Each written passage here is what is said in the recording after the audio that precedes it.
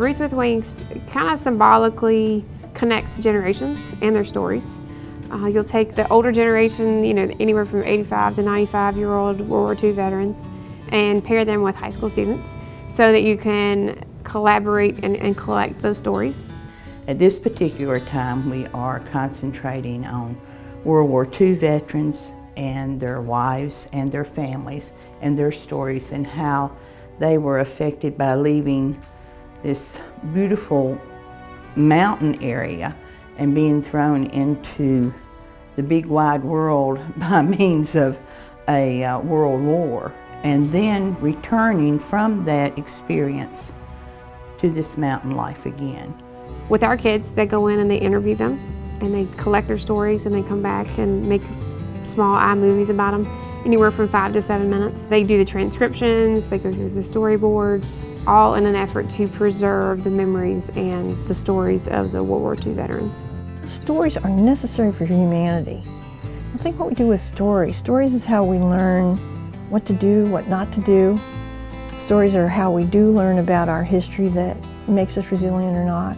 The reason that the Radford University students should be involved is they are the mentors. They take an extremely active role in teaching the high school students ethical standards of interviewing, how to interview, how to transcribe, how to make content logs or finder files, how to make the videos. So they are actively mentoring the students.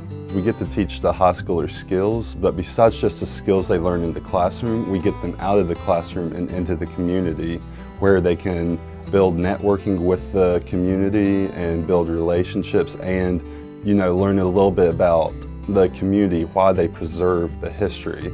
This intergenerational connection not only strengthens the mentor's experience in a place-based project such as this, but also the high school students' experience and creates meaningful relationships. Before now, they may or may not have had a connection directly to a college student or a college professor. Some of them have. Some of them will be nurtured at home. Some of them have parents that are professors or have older brothers and sisters that have gone to college.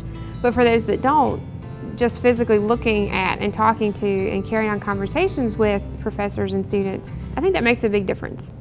If you do not teach young people at high school level and college level, or help them with some direction, guide them in that direction, then they may never realize the potential of studying and appreciating the beauty of the cultures that are actually around them. There is nothing that these kids think they have in common with these veterans until interview day. And then their person is no longer the old person, they're veteran. They become first name, last name. They become an individual and their stories become real. While we were in Japan, we traveled by trucks like this. They were called 6x.